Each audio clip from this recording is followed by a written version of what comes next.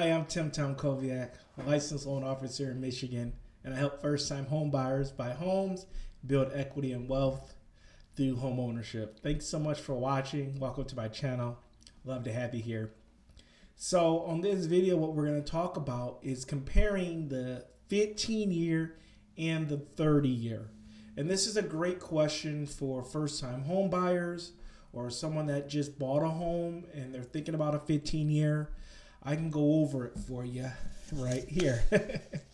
So the 15-year versus the 30-year, it's kind of weird. They have a kind of a weird relationship, which I'm going to explain right now. So the benefit of a 30-year, so one of the pros of a 30-year, it gives you the lowest payment because you're stretching over 30 years. Now, the benefit of a 15-year is that it's quicker. So you're literally cutting it in half. So one of the benefits of a 15-year is that you're literally cutting it in half. You're paying off the home like half the time. So instead of 30 years, 15 years. So that's a benefit.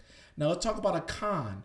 A con of a 30-year mortgage is that you're going to pay more interest. So if you make every single payment, you're going to pay more interest. Now, I want to let you know this because a lot of first-time home buyers, they think that they're going to make 360 payments. And I have to tell you that that is highly, highly unlikely.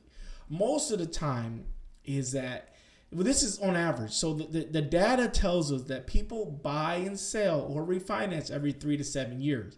Because sometimes when you're talking to a first-time home buyer and I show them the documents, they go, man, I'm going to pay this much interest over 30 years. And I say, no, what happens is after 2 years or 3 years, you decide to take some cash out if your home went up in value, or you decide to do a 15-year or 20-year. So most of the time, you're going to change your mortgage a couple of times. But back to what I was saying here, is that the 30-year, you pay more interest. The 15-year is that it has a higher payment because it's cut in half.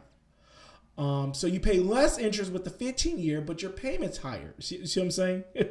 So those are the cons. The 15-year is a very popular mortgage because it has lower interest rates. So the shorter the term, it has lower interest rates. But remember, just because you have a low interest rate doesn't mean that the payment's going to go down because you're taking off time. So you're basically increasing your payment with a lower rate. A 15-year is great for someone that is willing to pay a little extra money and they want the home paid off to be debt-free, financial freedom. A 30-year is a great mortgage to start. A 30-year is a great mortgage if you don't intend to pay off this home. It's like your starter home like that. Another con to a 15-year is that you could always pay extra with your 30-year. So if you're in a 30-year mortgage, just pay extra money. And you're going to save on interest. You're going to save on years and things like that. So it's really a preference. I always recommend the 30-year. Gives people the lowest payment, some flexibility. And then after they own a home, after they feel comfortable, then we can look at shortening the term. And we don't have to do a 15-year. We can do a 25-year. We can do a 20-year. We can customize it based on the payment and budget. So that's kind of how it works. And people like the 15-year, remember, because of the rate, but they don't like the payment. And I've done this for a long time.